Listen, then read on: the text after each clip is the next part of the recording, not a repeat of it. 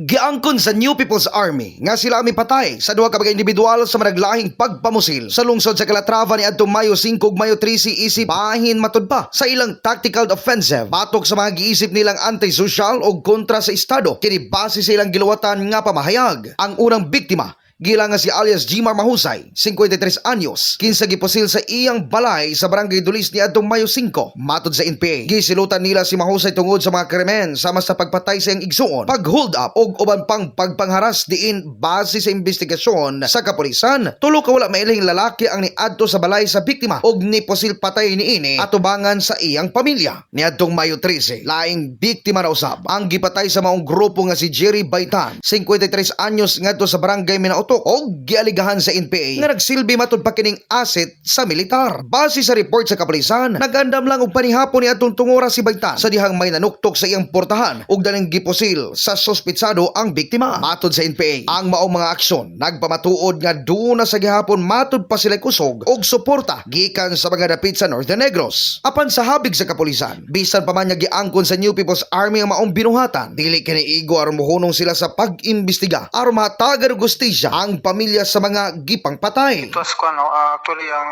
ato nga gulo isa na sa gulo nga ginatanan ta, but as long as the confession sa ilang part, we will pursue a case, no. Anyway, ang mga sa nasilingkunan, hindi ko na ito pag-i-divulge sa mga pangalan, but according sa mga witnesses it was positively identified, no.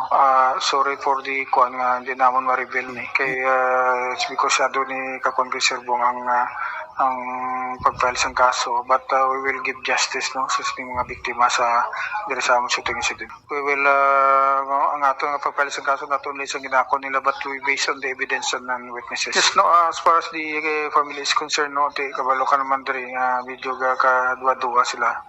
Pagpala ka ba we will trying to convince them na despite of this situation, no, we will file gid sila sa case para matagaan naman ng justisya ang member sila family, no.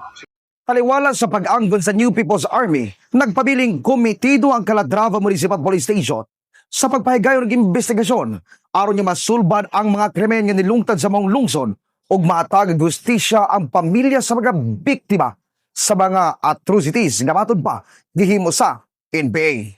In the heart of changing lives, ako si Brigada Bong Marinduque Iscoro sa 89.3 Brigada News FM San Carlos, the Music News Authority.